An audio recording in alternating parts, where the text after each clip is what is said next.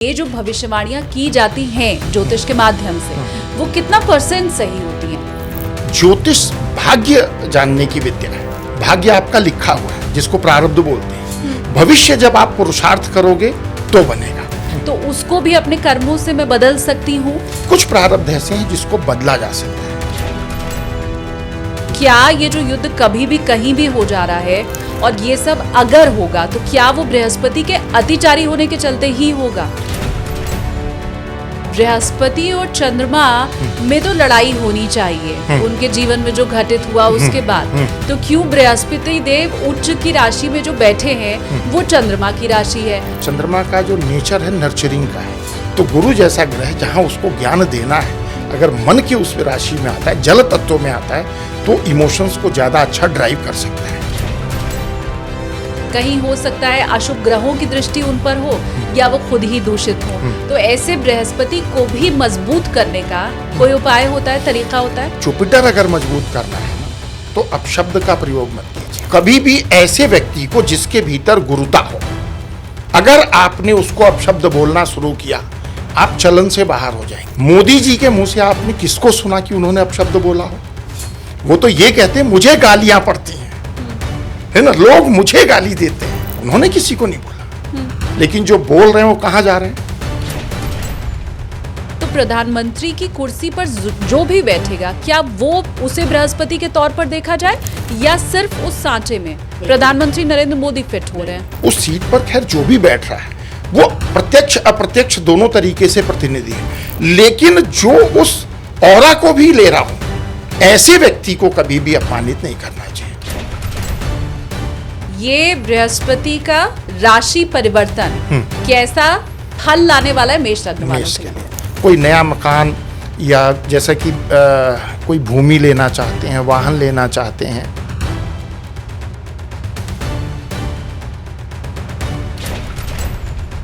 अब अगली राशि है सिंह राशि। आध्यात्मिक उन्नति का समय, और अगर कोई ऐसा बिजनेस है जिसमें आपका बाहर से डीलिंग होता है, तो वहां पर आपके लिए अच्छी स्थिति बन सकती है। धनु राशि। धनु राशि की बात करते हैं। देखिए, धनु राशि क्योंकि गुरु की खुद की राशि, यहाँ पर कुछ नया करने की प्रवृत्ति आएगी। पहचान तो तभी बदलेगी ना, कुछ नया करेंगे। आगे बढ़ते हैं आप कुंभ राशि। कुंभ राशि, देखिए कुंभ राशि के लिए गुरु लाभ भाव के भी स्वामी है, जैसा चार्ट में देख रहा हूँ, धन भाव के भी स्वामी है। मेहनत का लाभ मिलेगा, और खास करके ऐसे लोग जो लोग वाणी से पैसा कमाते हैं।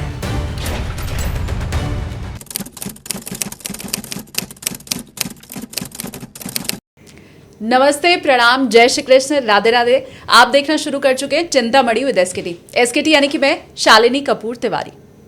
2 जून को बृहस्पति राशि परिवर्तन कर रहे हैं। राशि परिवर्तन करके ये अपनी उच्च की राशि में आ रहे हैं, और ये भी लगातार आप सुन ही रहे होंगे कि बृहस्पति अभी अतिचारी हैं। तो अतिचारी होना, फिर अपनी राशि में प्रवेश करना, जिसमें कहते हैं हर ग्रह की ताकत और बढ़ जाती है। तो इसका क्या शुभ प्रभाव पड़ने वाला है, क्या अशुभ प्रभाव पड़ने वाला है, ये बाद की बात है। ये क्यों हो रहा है और कैसे आसान भाषा में इसे समझें, ये सारी बातें आपको समझाने के लिए पॉडकास्ट में मेरे साथ हैं आचार्य राजकुमार पांडे जी। बहुत स्वागत है गुरु जी। धन्यवाद। आपके दर्शकों को भी मेरा प्रणाम है, और इतना मुझे विश्वास है कि आज की इस पॉडकास्ट से आपके व्यूवर्स को अच्छी नॉलेज मिलेगी। मुझे भी पूरा, मैं आश्वस्त हूँ पूरी तरह से, क्योंकि आपके सामने मैं बैठी हुई हूँ। पहला सवाल तो ये, क्योंकि हम बहुत सारा प्रेडिक्शन आपसे आज के पॉडकास्ट में जानेंगे, खासकर लग्न अनुसार आप बताने वाले हैं कि हमारे जीवन पर क्या असर पड़ेगा, तो उस पर हम चर्चा करें। उसके पहले मैं ये जानना चाहती हूँ कि ये जो भविष्यवाणियाँ की जाती हैं ज्योतिष के माध्यम से, वो कितना % सही होती हैं? बिल्कुल, बहुत अच्छा प्रश्न किया आपने कि भविष्यवाणी जो की जाती है वो कितने % सही होती है। मैं थोड़ा सा इसको करेक्ट करता हूँ। एक्चुअली मेरा मानना है कि ज्योतिष भविष्य बताने की विद्या नहीं है। आपको थोड़ा अजीब लगा होगा सुन के कि भाई हम कनेक्ट तो इसीलिए करते हैं कि हमें अपना भविष्य जानना है। मैं कहता हूँ भविष्य नहीं, ज्योतिष भाग्य जानने की विद्या है। भाग्य और भविष्य में अंतर है। भाग्य आपका लिखा हुआ है, जिसको प्रारब्ध बोलते हैं। गोस्वामी तुलसीदास जी ने लिखा है ना, प्रारब्ध पहले रचा पाछे रचा शरीर। यानी मनुष्य का जो तन मिला, विधाता ने दिया, तो इसके प्रारब्ध की रचना ऑलरेडी जन्म के समय से पहले हो गई। उसको समझना वो ज्योतिष है, और भविष्य आपका पुरुषार्थ बनाता है। ज्योतिष आपको एक जैसे क्या है ना, जीपीएस जैसे हेल्प करता है। आप इस यूनिवर्स में किस जगह पे खड़े हो, आपका रास्ता कौन सा है, उस रास्ते में अवरोध कितने हैं, कहाँ आपको ट्रैफिक क्लीन मिलेगा, कहाँ आपको रुकना है, वो बताता है। तो यानी आपका भाग्य बताता है। भविष्य जब आप पुरुषार्थ करोगे तो बनेगा। तो इसलिए हम इसको परसेंटेज में ना डाल करके हम सीधा समझें कि ज्योतिष भाग्य बताने की विद्या है ना। भविष्य तो जब आपको मार्गदर्शन मिल जाएगा तो आप उसके अनुसार चलोगे तो भविष्य भी बनेगा। तो मतलब क्या मैं ये समझ सकती हूँ कि अगर किसी ज्योतिषी को कुंडली दिखा के मैंने अपना भाग्य पूछा और उसने मेरे भाग्य अनुसार मुझे बताया कि आगे ये होने वाला है, तो उसको भी अपने कर्मों से मैं बदल सकती हूँ? हाँ बिल्कुल। देखिए, कुछ प्रारब्ध ऐसे हैं। प्रारब्ध की 3 प्रकार होते हैं, दृढ़, दृढ़ादृढ़ और अदृढ़। जो कुछ ऐसा प्रारब्ध इसी तीनों में से, जैसे दृढ़ादृढ़ है, आप नहीं बदल सकते, यू कांट चेंज। आप किस घर में जन्म लोगे, आपके माता पिता कौन होंगे, आप डिसाइड नहीं कर सकते, है ना।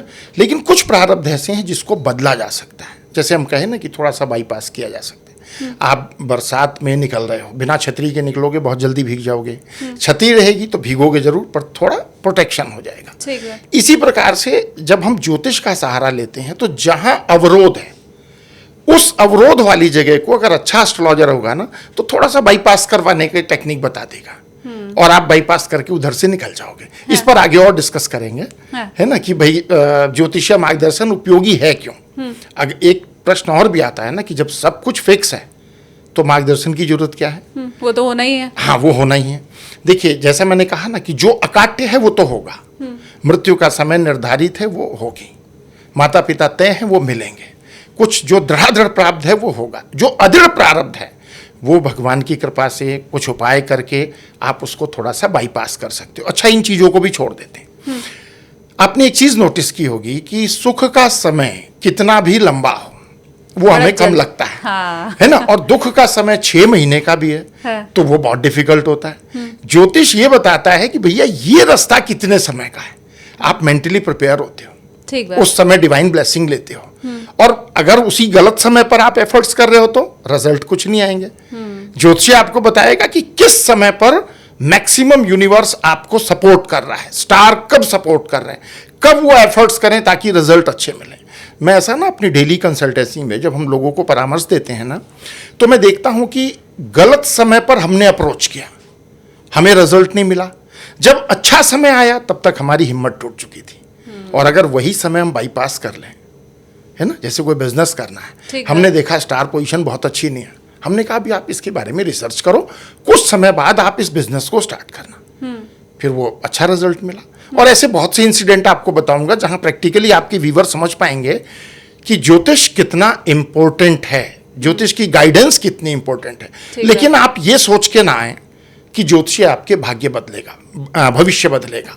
भविष्य आप खुद बदलोगे, ज्योतिषी आपका भाग्य बताएगा, ठीक बात, और रास्ते बताएगा। हाँ, लेकिन ये चीज आप याद रख लीजिए कि ज्योतिष भाग्य बताने वाली विद्या है, भविष्य बताने वाली विद्या नहीं है। अब मैं आगे बढ़ते हुए, क्योंकि बृहस्पति के ऊपर आज हम चर्चा करने वाले हैं, तो पहले तो मुझे ये बताइए कि बृहस्पति अतिचारी हैं, ये हम बहुत दिन से सुन रहे हैं, और फिर उसके बाद हम ये भी सुन रहे हैं कि जब महाभारत का युद्ध हुआ था तब भी बृहस्पति अतिचारी थे। फिर हम सुनते हैं जब प्रथम विश्व युद्ध हुआ तब भी बृहस्पति अतिचारी थे, और अभी भी जो स्थिति दिखाई दे रही है वो ऐसी ही दिखाई दे रही है कि युद्ध तो कभी भी कहीं भी हो जा रहा है। तो क्या ये जो युद्ध कभी भी कहीं भी हो जा रहा है, ये तृतीय विश्व युद्ध में भी बदल सकता है, ये सबसे बुरे दिनों में भी बदल सकता है, और ये सब अगर होगा तो क्या वो बृहस्पति के अतिचारी होने के चलते ही होगा? सबसे पहले ना हम बृहस्पति के नैसर्गिक गुण को समझते हैं। देखिए, ज्योतिष में ना 2 ग्रहों को नैसर्गिक शुभ कहा गया है, गुरु को भी और शुक्र को भी, लेकिन दोनों के कारकत्व में अलग है। शुक्र जहां लग्जरी को रिप्रेजेंट कर रहा है ना, आपके जीवन में भौतिक सुख सुविधा को, वहीं पर गुरु जो है ये देवताओं के भी मार्गदर्शक है।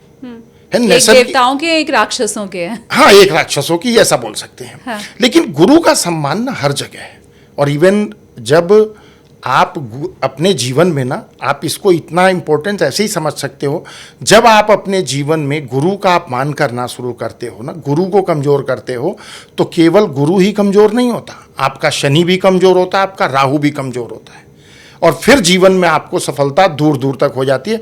और आज के पॉडकास्ट में ना लाइव एग्जाम्पल भी दूंगा आपके व्यूवर को कि किसने कैसे अपने गुरु को खराब किया, और वो सबके सामने है कि उन्होंने अपने गुरु को खराब किया और जीवन में उन्होंने उसका नुकसान उठाया और अभी उनको सद्बुद्धि नहीं आ रही है।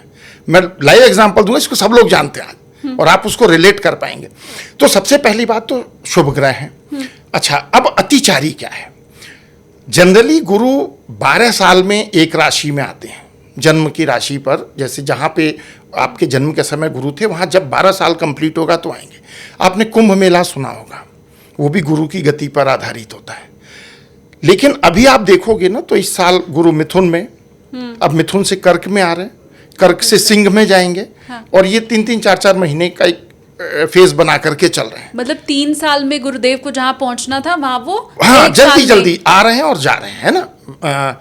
जैसे भी पीछे भी गुरु कर्क में आए थे, फिर मिथुन में गए, अब मिथुन से वापस कर्क में आ रहे हैं, कर्क से वापस फिर आगे सिंह में जाएंगे।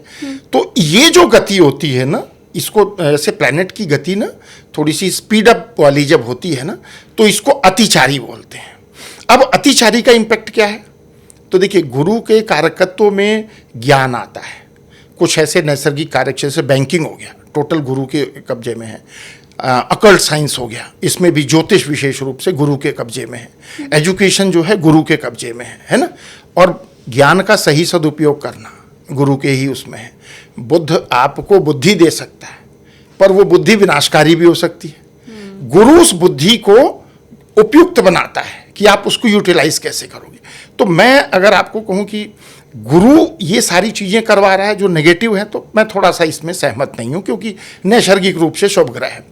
लेकिन अतिचारी होने की वजह से ना, कई बार अगर कुंडली में गुरु कारक स्थिति में नहीं है, तो आप उस प्रभाव को सहन नहीं कर पाते, और फिर आपके निर्णय कहीं ना कहीं प्रभावित होते हैं। अच्छा। तो अतिचारी का एक सिंगल सेंटेंस में डेफिनेशन दूं, एक ऐसा टीचर, गुरु को आप ऐसा टीचर समझो जो 1 साल का सिलेबस 4 महीने में खत्म करवा रहा है, तो अतिचारी हो गया। तो सिलेबस तेज लेके चलेगा, तो जो इंटेलिजेंट स्टूडेंट होंगे वो तो उसका बेनिफिट उठा लेंगे, और जिनकी तैयारी नहीं होगी वो स्वाभाविक रूप से पिछड़ जाएंगे। तो ये इतना इंपॉर्टेंट ट्रांजिट है, क्योंकि कर्क में आएंगे, और माना जाता है कि कोई भी ग्रह जब अपनी उच्च राशि में आता है तो वो एक अच्छी अवस्था में, दीप्त अवस्था में होता है। और अगर आपकी कुंडली में कारक है, हाँ, तो फिर वो ऐसे चमत्कारी प्रभाव देगा कि वो आप अनुभव करेंगे। थोड़ा सा गुरु के बारे में और एक इंपॉर्टेंट बात बता दूं। हाँ जी। देखिए, गुरु की उपयोगिता कैसे है। गुरु अगर किसी व्यक्ति की जन्म कुंडली में 3रे या 8वें घर में हो और अच्छी स्थिति में हो, पाप प्रभाव में ना, बड़ी सारी कंडीशन है, ऐसा व्यक्ति यदि किसी को आशीर्वाद दे दे तो आशीर्वाद भी लगता है। अच्छा, है ना। अगर कोई, आपने देखा होगा कि किसी व्यक्ति की उपस्थिति और वो बोल देना अगर किसी बीमार व्यक्ति को कि अरे तुम जल्दी ठीक हो जाओगे, वो ठीक हो जाएगा। हाँ। लेकिन 3रे और 8वें घर के गुरु में पावर होती है, अगर वो दूषित नहीं है तो। अब इसको अगर हम लेकर के चलें तो धनु लग्न में जिनका धनु लग्न में जन्म होगा, उनका गुरु अगर 8वें घर में है तो उच्च राशि में होगा। जिनका वृषभ लग्न में जन्म होगा तो उनके 3रे में होगा। हाँ। तो अगर गुरु अफ्लिक्टेड नहीं है तो ऐसे लोग डिवाइन ब्लेसिंग देने वाले होते हैं। अब ये देखो, गुरु का इतना इंपॉर्टेंस, और इंपॉर्टेंस तो हर जगह ही है। आज मैं बताऊंगा अभी आपको, आप क्वेश्चन आगे करो तो मैं कुछ जो मैंने रिसर्च किया, देखा, आज आपके सामने रखूंगा और आपके व्यूअर रिलेट कर पाएंगे। और रिलेट कर पाएंगे तो मुझे कमेंट करके बताइएगा। बिल्कुल बिल्कुल बिल्कुल। एक सवाल और मन में आता है, जब हम पौराणिक कथा सुनते हैं तो ये समझ आता है कि बृहस्पति और चंद्रमा में तो लड़ाई होनी चाहिए उनके जीवन में जो घटित हुआ उसके बाद।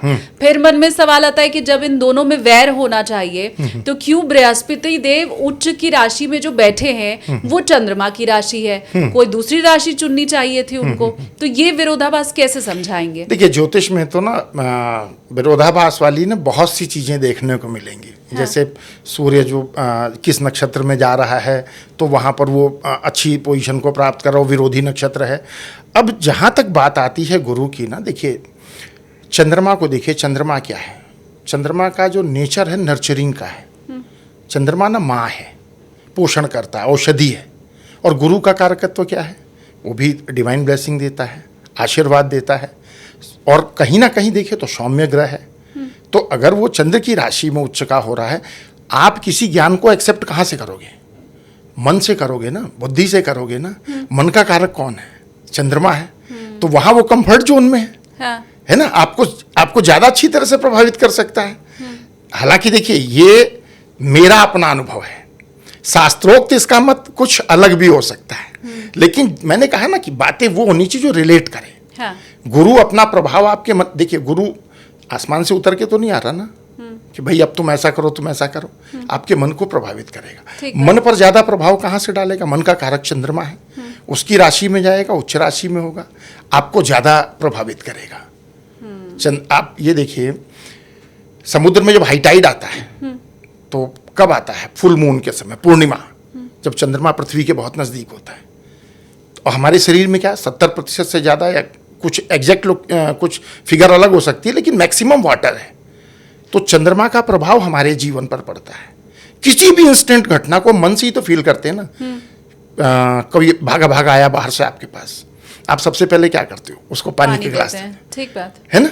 उसके चंद्रमा को एक तरीके से शांत करते हैं, फिर पूछते हैं अब बताओ क्या बात है। हाँ। तो गुरु जैसा ग्रह जहां उसको ज्ञान देना है, अगर मन की उस राशि में आता है, जल तत्व में आता है, तो इमोशंस को ज्यादा अच्छा ड्राइव कर सकता है। नैसर्गिक शुभ ग्रह, तो इसको हम ऐसे रिलेट कर सकते हैं। ठीक बात। जिनकी भी कर्क राशि में बृहस्पति देव हैं, वो पहले तो मुझे कमेंट करके आप बता दीजिए, क्योंकि आपकी ही राशि में आप बृहस्पति देव पहुंचने वाले हैं।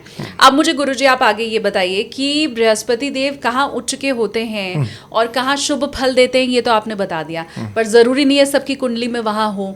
कहीं हो सकता है अशुभ ग्रहों की दृष्टि उन पर हो, या वो खुद ही दूषित हो। तो ऐसे बृहस्पति को भी मजबूत करने का कोई उपाय होता है, तरीका होता है? देखिए, तरीका तो ऐसा अच्छा बताऊंगा आपको कि उस तरीके को अगर आपके व्यूअर अडॉप्ट करेंगे ना, तो जनरली उनके जुपिटर की स्ट्रेंथ अच्छी होगी। अच्छा। सबसे पहली बात तो ये है कि जुपिटर अगर मजबूत करना है ना, तो अपशब्द का प्रयोग मत कीजिए। है ना, किसी के जो भी बड़े लोग हैं उनके साथ बदतमीजी मत कीजिए। यहाँ तक तो आपने जनरली भी सुना होगा। इसको प्रैक्टिकल भी दिखाऊंगा कैसे इम्पैक्ट करता है।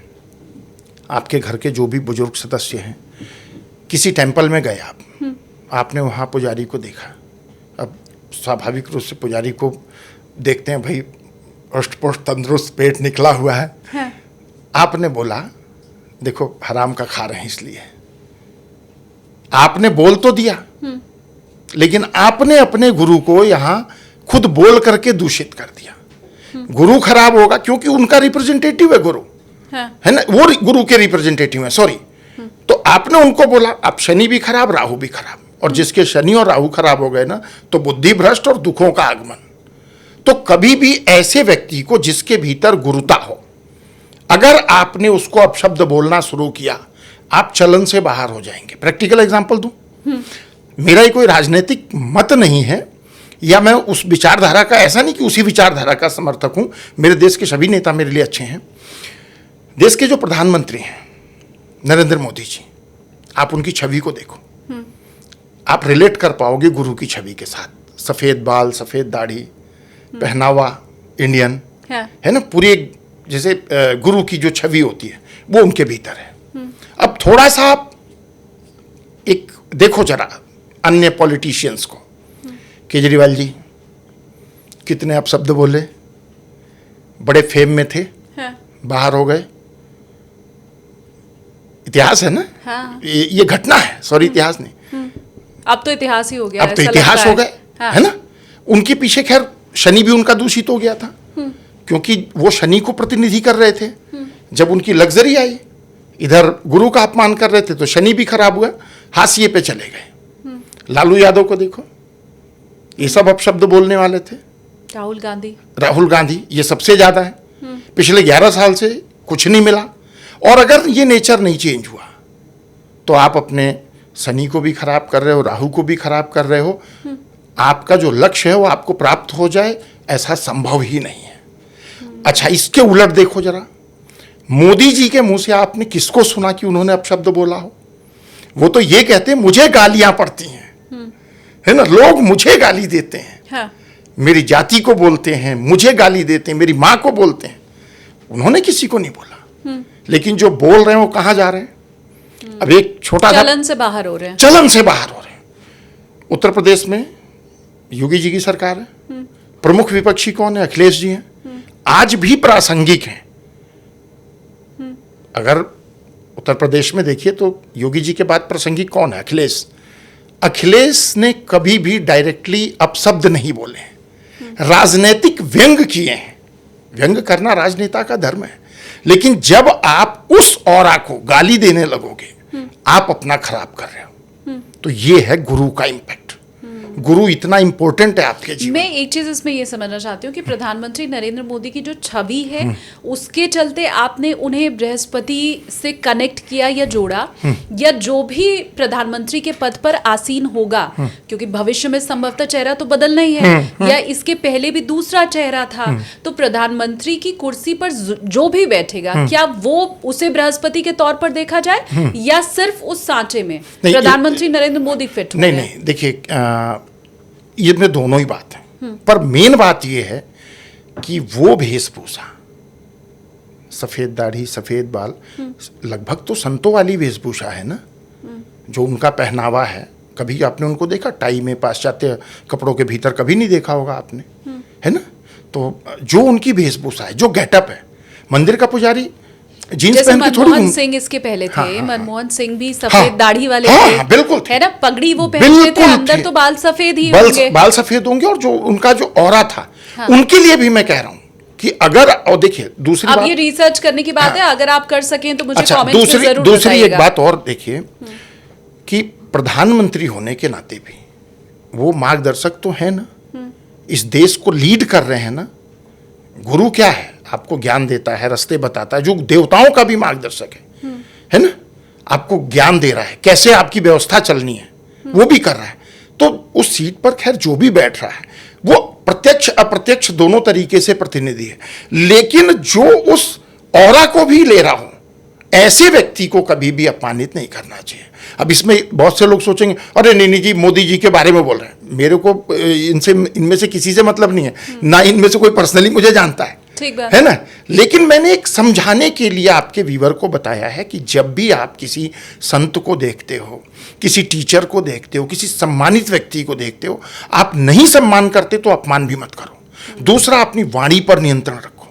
जब आपकी वाणी खराब होगी, आप गालियां बकोगे, आप अपशब्द बोलोगे, आपका गुरु खराब हो जाएगा, फिर आप जीवन भर झुंझलाते रह जाओगे। तो एक तो ये सिंपल सी रेमेडीज है, और बाकी तो पर्सन टू पर्सन ना हम बहुत सारी चीज़ें सजेस्ट करते हैं जब हमारे पास कंसल्टेशन के लिए लोग आते हैं। एक बहुत छोटी सी बात बताता हूँ। एक बिजनेसमैन है दिल्ली के, उन्होंने कंसल्टेशन बुक किया, कुंडली बहुत अच्छी, सब कुछ बहुत अच्छा, देख रहे हैं, टाइम भी अच्छा चल रहा है जी, कुछ ठीक नहीं चल रहा है, हमारे लेबर नहीं रुक रहे, हमारा वो प्रॉफिट नहीं आ रहा, सारा कुछ नहीं आ रहा। मैंने कहा नेचर ऑफ वर्क बताइए। तो उन्होंने जो नेचर ऑफ वर्क बताया ना, प्राइवेसी के चलते मैं डिस्क्लोज नहीं करूँगा, लेकिन वो कहते थे जी मेरे यहाँ अगर जो मैं धमका के ना बुलाऊँ, बदतमीजी से ना बुलाऊँ, तो लेबर सुनती नहीं है। अच्छा, मैंने कहा कि ये हैबिट चेंज कर दो, हाँ, नहीं तो सब कुछ अच्छा होने पर कुछ नहीं मिलेगा। 6 महीने बाद फीडबैक देना। और जब उन्होंने अपनी आदत बदली, कुछ उपाय भी उनको सजेस्ट किया हमने, उसके बाद वो स्थितियां धीरे धीरे मैनेज हो गई। तो कैसे इम्पैक्ट नहीं आता? मैंने वो जल वाला बताया ना, ये तो ज्योतिष की बात है गुरुजी, पर फिर मैं तो आम अगर साधारण इंसान की बात बताऊं तो मुझे लगता है अपशब्द कह के और डर से किसी से काम करवाना से ज्यादा बेहतर है प्रेम में किसी से काम करवाना। मालिक से अगर प्रेम करेगा, उसके यहाँ काम करने वाला जो स्टाफ है या नौकर ही अगर मैं शब्द इस्तेमाल करूं, तो उसका इम्पैक्ट हमेशा ही अलग होगा। और स्नेह की ताकत डर की ताकत से हमेशा ज्यादा होती है। ये ना हमको सोचना चाहिए। देखिए, ग्रह ना आपको ट्रैक करते हैं, आपके बिहेवियर कैसा है, आप उसी से, जैसे मरकरी वाला है, बुध वाला, थोड़ा सा डिरेल हो रहा है बट समझने के लिए, हाँ, हाँ। अगर वो बहुत स्पीड के साथ बोलेगा, बुध खराब हो जाएगा। बुध खराब आदमी गालियां बहुत बकेगा। तो हमारे व्यवहार पे बहुत सारी चीजें निर्भर करती हैं ना। गुरु को ठीक करने का एक तो ये छोटा सा उपाय, दूसरा हनुमान जी की आराधना करो। अच्छा। कृपा करहु गुरुदेव की नाई, है ना। हाँ, हाँ। कृपा करहु गुरु, बहुत छोटी सी चीजें हैं। अच्छा, लोग तो सोचते हैं कि शनिदेव को प्रसन्न करना है तो हनुमान जी की देखिए, पूजा करो। एक चीज बताऊं, जब हनुमान जी क्या है, गुरु के समान कृपा कर रहे हैं, गुरु भी ठीक होगा, शनि भी ठीक होगा। आपके जीवन में गुरु, शनि, राहु अगर तीनों ठीक रहे तो आपके और क्या जीवन की चाहिए? बहुत सारी समस्याएं हल होती हैं। हाँ। है ना? हमको ज्योतिष को ना अंधविश्वास वाला नहीं बनाना चाहिए, वे ऑफ लाइफ है ज्योतिष। अगर आपने समझ लिया ना, जैसे आपका पहला क्वेश्चन था कितना प्रतिशत भाग्य बताता है, भविष्य बताता है, मैंने कहा भविष्य नहीं, भाग्य बताएगा। हाँ। उस भाग्य में बदलाव कैसे करेंगे? जैसे मैंने उस बिजनेसमैन की बात किया जिन्होंने कंसल्टेशन लिया था, क्या किया उन्होंने? व्यवहार में परिवर्तन किया, कुछ हमने और उपाय बताए, परिवर्तन आया ना। और यही नहीं करते तो वो परिवर्तन नहीं आता, वो बिगड़ते ही चला जाता लास्ट में। ठीक बात। व्यवहार को ठीक करके गुरु इतना इंपॉर्टेंट है। मैंने पुंडरीक गोस्वामी जी का जब पॉडकास्ट किया था तो मैंने उनसे ये सवाल पूछा था कि वो क्या वजह है कि मैं अपने आसपास जितने भी पुरुष मित्रों को देखती हूँ या पुरुषों को देखती हूँ तो उनमें से ज्यादातर माताओं और बहनों की गालियां देते हैं। स्त्रियों को अगर आप देखेंगे वो गालियां और अपशब्द का इस्तेमाल संभवतः कर सकती हैं, लेकिन कंपेरेटिवली आप अगर देखिए तो पुरुष इस काम को ज्यादा करते हैं और बहुत से लोग तो अनजाने में करते हैं, मतलब उनका तकिया कलाम हो चुका है। तो उसके ऊपर मैंने उनसे जवाब लिया था और उन्होंने भी आग्रह किया था, जो मेरे व्यूवर्स हैं, जितने लोग भी देख रहे हैं, कि भाई गालियां देना खत्म करो, ये हमारी संस्कृति का हिस्सा कभी रहा ही नहीं है। आज एक बार फिर से क्योंकि ये चर्चा हुई है तो मैं एक बार फिर से वो समय आया है कि अनुरोध आप लोगों से कर पाऊं कि किसी भी प्रकार के आप शब्दों का इस्तेमाल अगर आप कर रहे हैं, खासकर पुरुषों को मैं कह रही हूं, तो तुरंत उसको बंद कीजिए। आज मुझे ये जानकारी भी मिल गई है कि इससे आपका बृहस्पति कमजोर हो रहा है, अच्छी स्थिति में है तब भी। अपने पैर पे कुल्हाड़ी मारने वाली बात है, आपने उसका बिगाड़ा कुछ नहीं। आपने किसी संत को गाली दे दिया, उस संत का कुछ नहीं बिगड़ा। हाँ। तुमने अपने लिए मुसीबत बुला ली। और वो आपको अभी देखिए, थोड़ा सा एक अलग बात कहूं। हाँ। परमात्मा जब फिरकी लेने लगता है ना, हाँ। तो उस इंसान को दुनिया में कोई बचा नहीं सकता है। परमात्मा फिरकी लेगा, आप धर्म विरुद्ध आचरण करोगे, धार्मिक ग्रंथों का अपमान करोगे, ऐसी गालियां दोगे, संतों का अपमान करोगे, अभी तो नहीं समझ में आएगा, आप बोल दोगे अरे कुछ नहीं होता, कुछ नहीं होता। लेकिन जब वक्त आता है ना, तो आपको बचाने वाला कोई नहीं मिलता। इसलिए ना, ये एक आपके व्यूवर से भी मेरी रिक्वेस्ट है, सम्मान कीजिए, अच्छे शब्द बोलिए, गुरु मजबूत होगा। और फिर भी अगर कुंडली में स्थिति कोई ज्यादा ही गड़बड़ है तो आप कंसल्टेशन बुक करो, हम तो बैठे हैं आपको गाइड करने के लिए। ठीक बात। अब मुझे आप एक चीज और बताएं, फिर हम आगे लग्नों के अनुसार भविष्य फल पे चलेंगे। कि आपने एक तो ये बड़ा सुंदर उपाय बताई दिया कि भाई गाली देना छोड़ दो तो आपका बृहस्पति वैसे ही मजबूत होगा।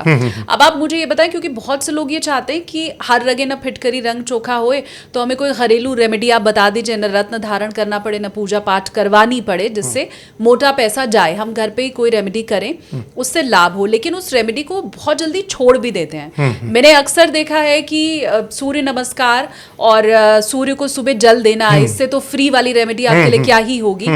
लोग शुरू तो बड़ी ऊर्जा के साथ करते हैं, लेकिन जैसे मौसम बदलता है ना, वैसी उनकी आदत भी बदल जाती है। तो ये आपके पास भी जरूर बहुत से केस आते होंगे, तो क्या इसके पीछे वजह आप सबसे बड़ी पाते हैं? बहुत अच्छा प्रश्न आज आपने किया, क्योंकि ये ना मेरे पास भी ये चीज़ें आती हैं। तो खैर हमारे पास तो जो आई हम तो समझा देते हैं, फिर वो अलर्ट हो जाते हैं।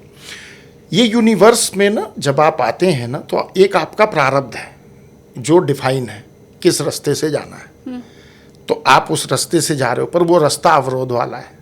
आपने एस्ट्रोलॉजर को कंसल्ट किया, एस्ट्रोलॉजर ने बताया देखो भाई रास्ता तो यही है, पर इसके बगल से एक छोटा सा अगर बाईपास निकाल लें तो इस रास्ते में से आप बच जाओगे।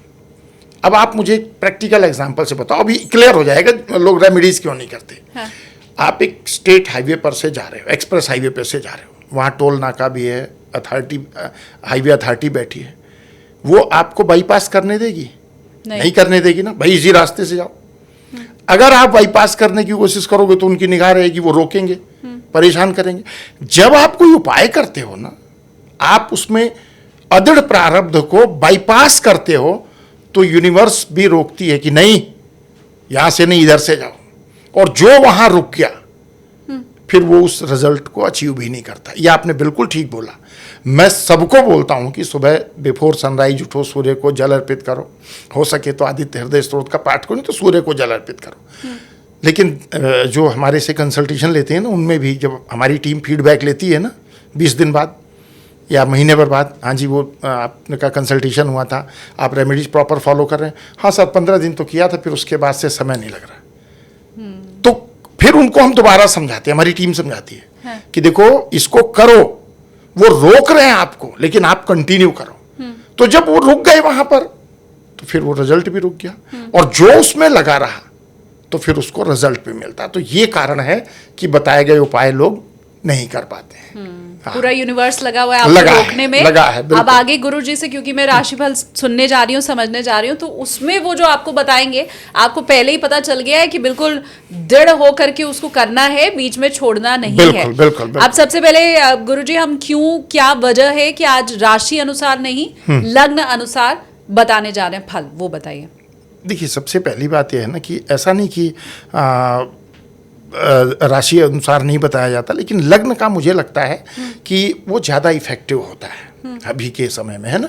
वैसे राशि से, और भी इसको ना थोड़ा सा एक क्लैरिफिकेशन भी यहाँ दे दूँ, प्रभाव लगभग दोनों से आएगा। हमने यहाँ लग्न से किया है, पर चंद्र राशि से भी प्रभाव इक्वली आएगा, क्योंकि हम हाउस वही लेंगे जो पंचम होगा, सप्तम होगा, नवम होगा, वो चंद्र राशि से भी वही होगा और लग्न से भी वही होगा। अच्छा। पर लग्न से मैंने अपने व्यक्तिगत जीवन में देखे हैं कि जब भी ऐसा कुछ होता है ना, तो लग्न का भी इम्पोर्टेंस बहुत अच्छा है।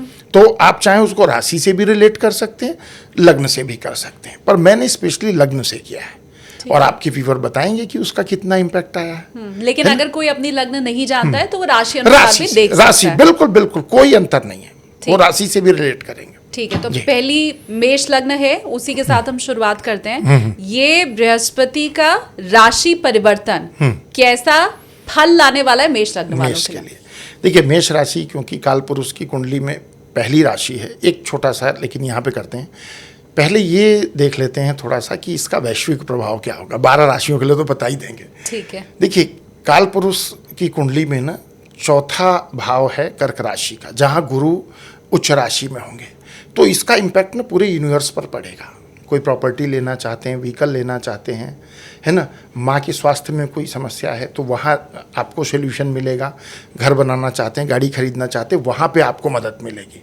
तो ये इसका पूरा एक बेनिफिट मिलेगा। अब मेष पे आते हैं, काल पुरुष का भी चर्चा करना जरूरी था ना। देखिए, मेष राशि के लिए अगर देखोगे ना, तो मेष राशि में गुरु क्या है, भाग्यस्थान का स्वामी भी है और 12th हाउस को भी रिप्रेजेंट करता है मेष राशि के लिए, क्योंकि 12वीं अंतिम राशि मीन है, तो उसका भी प्रतिनिधि गुरु के पास है और नवम का भी प्रतिनिधि गुरु के पास है। जैसा मैं कुंडली से देख रहा हूँ, अगर हम इसका पॉजिटिव इम्पैक्ट देखें कि भाई पॉजिटिव इम्पैक्ट क्या बनेगा, तो कोई नया मकान, या जैसा कि कोई भूमि लेना चाहते हैं, वाहन लेना चाहते हैं, है ना, कोई प्लॉट खरीद रहे हैं, कोई प्रॉपर्टी खरीद रहे हैं, उसके लिए बहुत अच्छा है। माता के हेल्थ के लिए, जैसा कि मैंने बताया, काल पुरुष की चौथी राशि में हो रहा है, तो मेष राशि के लिए कर्क राशि में होगा, तो चौथे भाव में गुरु रहेगा, तो चौथे भाव से रिलेटेड जो चीज़ें हैं वहाँ पर आपको अच्छा रिजल्ट मिलेगा। जो लोग अकल्ट साइंस में पढ़ना चाहते हैं उनके लिए भी अच्छा रहेगा, और अच्छे के साथ ना बुरा भी है थोड़ा। मेष राशि वालों को ध्यान रखना होगा कि फैट इंक्रीज हो सकता है, तो अपने खान पान में भी थोड़ा सा ध्यान रखना पड़ेगा। बाकी तो वैसे कुल मिलाकर के अच्छा है, कहीं से भी कोई दिक्कत नहीं है। हाँ। एक चीज़ ये है कि बेनिफिट है कि जो एक्सपेंसेस इनके ज़्यादा हो रहे थे ना, अब वो थोड़े से कंट्रोल होंगे वहाँ, क्योंकि गुरु महाराज वहाँ भी दृष्टि डालेंगे जहाँ शनि महाराज बैठे मीन राशि में। हाँ। तो जब दृष्टि जाएगी तो जो अननेसेसरी एक्सपेंस हो रहे थे वो कंट्रोल होंगे। तो ये मेष राशि के लिए हम क्या उपाय सबके लिए आखिर में एक साथ बताएंगे? हाँ हाँ हाँ, बिल्कुल बिल्कुल बिल्कुल बिल्कुल। ठीक है, तो आप वृष लग्न पे बढ़ते हैं, वृष राशि। देखिए, वृष राशि की अगर बात करें तो गुरु अष्टम भाव और एकादश यानी 8वें घर को और साथ में 11वें घर को लेकर के चलते हैं। तो अब इसमें प्रभाव जो पड़ेगा किसी भी राशि में, देखिए गुरु का ना एक बात कह दूँ, हर राशि के लिए जन्मन है। गुरु का पंचम सप्तम नवम पर कैसा प्रभाव पड़ रहा है, ये इंपॉर्टेंस है। ये हर राशि के लिए है। अच्छा। कि आपकी राशि से गुरु, जैसे अब हम कहें वृषभ राशि के लिए गुरु का प्रभाव पंचम भाव यानी कन्या राशि पर भी पड़ेगा, वृश्चिक राशि पर पड़ेगा सप्तम भाव में, मकर राशि पर पड़ेगा नवम भाव में। तो ये जो दृष्टियां होती हैं गुरु की ना, इसमें अमृत होता है। तो अगर हम वृष लग्न के लिए बात करें तो यहाँ पर वो लोग जिनकी वृषभ राशि है और ऐसे क्षेत्र से जुड़े जैसे आप जुड़े हैं, है ना, यूट्यूब से या इस तरीके डिजिटल मार्केटिंग से ऐसे लोग जुड़े हैं, तो यहाँ पर कहीं ना कहीं आप और अच्छा करेंगे और आप भी अच्छा करोगे आने वाले समय में, देखना। अच्छा। जो हाँ बिल्कुल, मेरी वृष लग्न नहीं है फिर भी? नहीं, वृषभ के लिए ये स्पेशल है। हाँ, वृषभ के लिए विशेष रूप से है। और अगर जो उसमें क्या बोलते हैं, यात्रा से जुड़े कार्य में आप जुड़े हैं, कम्युनिकेशन से जुड़े हैं, क्योंकि गुरु एक्चुअली जो उच्च राशि में जाएंगे, कर्क में थर्ड हाउस में जाएंगे, तीसरे घर में। तीसरा भाव जो है कम्युनिकेशन का है, यात्रा का है। तो यहाँ इन क्षेत्रों से जो लोग जुड़े हैं, लेखन से जुड़े हैं, तो उनको इसका बेनिफिट मिलेगा, है ना। और साथ में अगर देखें तो जो लोग अविवाहित हैं, क्योंकि पंचम दृष्टि सप्तम भाव पर भी जाएगी, तो जो लोग अविवाहित हैं उनके विवाह के प्रस्ताव, वृषभ राशि या लग्न वालों के लिए, उनके लिए विवाह के प्रस्ताव आ सकते हैं। साझेदारी अगर कोई करते हैं, पार्टनरशिप में बिजनेस है, वहाँ से बेनिफिट मिलेगा जो ग्रह स्थिति बनी हुई है। अगर कोई लंबी यात्रा प्लान होती है इस बीच में वृषभ वालों के लिए, तो वो लाभदायक होगी। लेकिन इसके साथ ना एक वो भी है, ये सारी चीजें प्राप्त करने के लिए ना मेहनत खूब करनी पड़ेगी, क्योंकि गुरु महाराज उसी हाउस में आए हैं। हाँ। ये मत समझिए कि ये जो सब मीठा मीठा आपके लिए बता दिया सब बहुत सरल है। हाँ। इसके लिए कड़ा परिश्रम करना पड़ेगा, और जो परिश्रम करेंगे तो उनको ये सारे बेनिफिट मिलेंगे। लेकिन कहते हैं कि परिश्रम करने के बाद फल अगर मिल जाए, हाँ, तो संतोष हो जाता है। नहीं, मिलेगा। और थोड़ा सा ना, क्योंकि देखिए थर्ड हाउस में गुरु उच्च राशि में जाएंगे, तो जो आपके सिबलिंग है ना, उनके साथ अपने संबंध अच्छे रखने की कोशिश करें। थोड़ा सा वहां पे जहां तक हो सके उसको अच्छा रखें। ठीक है, ये वृषभ राशि के लिए। अब आगे बढ़े मिथुन राशि। देखिए मिथुन राशि के लिए अगर देखेंगे तो गुरु एक तो सप्तम भाव के अधिपति हो जाते हैं और करियर हाउस के अधिपति हो जाते हैं, क्योंकि मिथुन से ये दोनों राशियां गुरु की धनु और सेजिटेरियस सप्तम भाव और दसम भाव में पड़ती है। तो इनके लिए क्या रहेगा अच्छा, तो ये ना अगर हम देखें तो ये सेविंग के लिए बहुत अच्छा समय है। जैसे होता है ना, आप कमा रहे हो, खर्च हुआ जा रहा है, ये समय मिथुन वालों के लिए बचत करने के लिए अच्छा है। आप बचत कर सकते हो, जैसा मैं यहाँ देख पा रहा हूँ। अगर कोई ऐसा बिजनेस आप कर रहे हो कि जिसमें मतलब आपकी पारिवारिक बिजनेस है, अब बहुत दिन से आपके मन में था कि भाई इसका एक्सपेंशन होना चाहिए, तो अब वो एक्सपेंशन होगा, क्योंकि गुरु का सप्तम भाव जो सातवीं दृष्टि है ना, सीधे सीधे वो आ रही है आपके अष्टम भाव पे। तो पारिवारिक व्यवसाय या बिजनेस जो है, क्योंकि यहाँ से ना वो बढ़ाएगा उसको, तो यहाँ पर आपके लिए अच्छा मिलेगा। दूसरी अगर बात करें हम, तो अगर जो आप का कोई ऐसा बिजनेस है जहाँ आप कंसल्टिंग करते हैं, सलाह देते हैं, तो वहाँ पर अच्छा रहेगा आपके लिए। आप मेंटरशिप का काम करते हैं कुछ, जैसे लोगों को मोटिवेट करना है, उनको गाइड करना, तो वहाँ पर आपकी क्षमता और अच्छी होगी। ये जो ग्रह गोचर हैं वो चीज़ बता रहे हैं। लेकिन साथ में पॉजिटिव के साथ थोड़ा सा नेगेटिव भी है। नेगेटिव क्या है, ये स्थिति ना लाइफस्टाइल से रिलेटेड बीमारियां इंक्रीज कर सकती हैं, तो थोड़ा सा आप अपनी लाइफस्टाइल को अच्छा करके रखें, है ना। और जो भी ऐसे पैक्ड फूड होते हैं या ज़्यादा फैट वाले फूड हैं, इसको थोड़ा सा अवॉइड करें, स्पेशली मिथुन वाले। तो ये मिथुन वालों के लिए है। हम थोड़ा ब्रीफ में ही लेके चल रहे हैं, नहीं तो बहुत ज़्यादा समय हो जाएगा। ठीक है, कर्क राशि पर अब आगे बढ़ते हैं। हाँ, कर्क राशि पे बिल्कुल मैं जैसा देख पा रहा हूँ, इसी राशि में गुरु महाराज उच्च राशि के होंगे, तो इस राशि पे तो स्पेशली इम्पैक्ट पड़ेगा ही पड़ेगा, क्योंकि इसी राशि में गुरु उच्च के हो रहे हैं। तो इसमें गुरु का प्रतिनिधित्व कहाँ है, एक तो छठे घर में और एक 12वें घर में। मूल त्रिकोण राशि छठे घर में है, धनु की इनकी मूल त्रिकोण राशि है गुरु की, और मीन जो है वो इतर राशि है, अलग राशि है। तो यानी छठा घर भाग्य स्थान दोनों ही कर्क लग्न वालों के लिए होगा। तो इसका सकारात्मक प्रभाव क्या पड़ेगा कि गुरु लग्न में बैठ करके कहीं ना कहीं पंचम भाव को देख रहे हैं इनकी जन्म कुंडली में। तो यहाँ पर क्या होगा कि आपकी जो लर्निंग स्किल है वो इम्प्रूव होगी, मेधा शक्ति बढ़ेगी आपकी, कोई डिसीजन में असमंजस था आपके लिए, आप उसको ले पाएंगे, तो यहाँ पे इनको अच्छा होगा। दूसरी बात, अगर आप किसी रिलेशनशिप में हैं तो कहा जाता है गुरु की दृष्टि में अमृत होता है, तो गुरु यहाँ से आपके उस भाव को देख रहे हैं, प्रेम भाव को देख रहे हैं, तो वहाँ पर आपको अच्छा उसका बेनिफिट मिलेगा, संबंध अच्छे होंगे।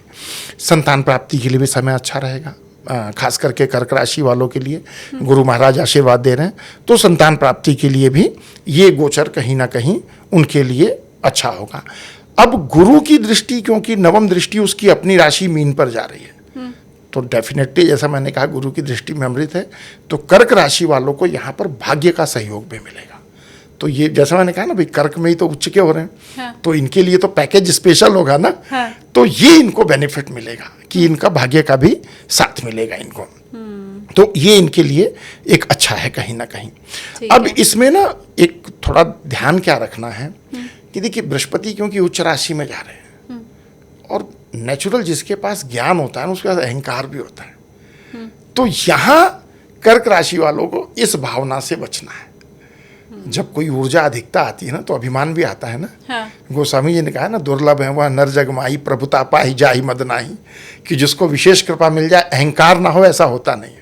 तो ये जो विशेष कृपा मिल रही है, हमको ईगो को थोड़ा सा दूर रखने की आवश्यकता है। और क्योंकि अब गुरु यहाँ पर ना कहीं छठे भाव को भी एक्टिव करते हैं, है ना। तो उसमें थोड़ा सा हमको बचने की आवश्यकता है। कोई पुराना अगर इशू है तो इस बीच में ओपन होके आ सकता है। कोई मैटर था जो आपने अपने एफर्ट से क्लोज कर दिया, इस समय पर मतलब कहते हैं ना, पुरानी फाइलें खुल सकती हैं। हाँ। तो यहाँ थोड़ा सा ध्यान रखना है।